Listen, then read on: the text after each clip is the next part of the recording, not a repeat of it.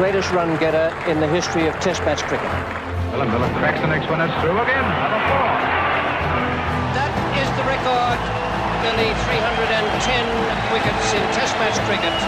Then entered Don Bradman, greatest batsman the world has known.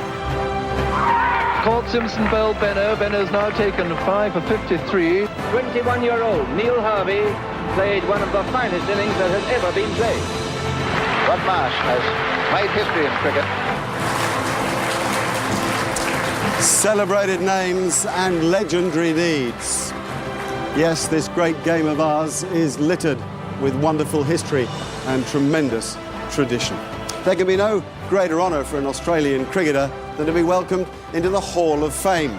25 outstanding Australian players have been welcomed previously, and tonight 2 more will be inducted. To welcome them, the one and only, hugely colourful, and the Hall of Famer himself, Mr. Rodney Marsh.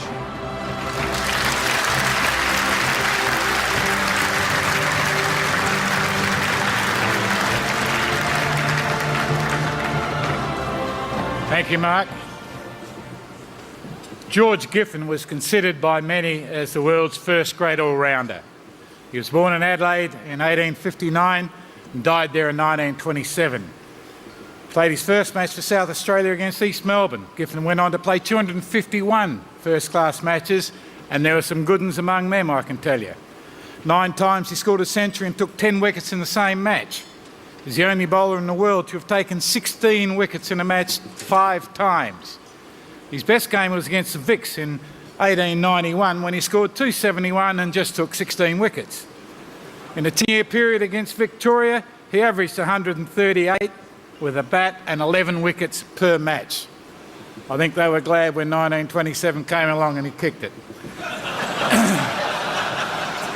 All up in first-class cricket, he scored almost 12,000 runs and he took over 1,000 wickets. Giffen was chosen to play for Australia in 1881 when he was just 22. He played 31 times for his country, which is a hell of a lot at that time, scored 1,238 runs and took 103 wickets. He toured England on 5 occasions and declined 2 other tours. The old post office worker was a master of deception with the ball, and he bowled slow to medium off breaks. And he had remarkable defensive powers with the bat.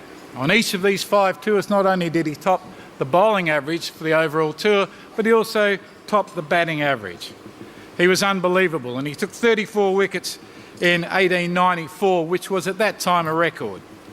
The remarkable George Giffen has a grandstand named after him at the Adelaide Oval and is a most worthy inductee into the Hall of Fame.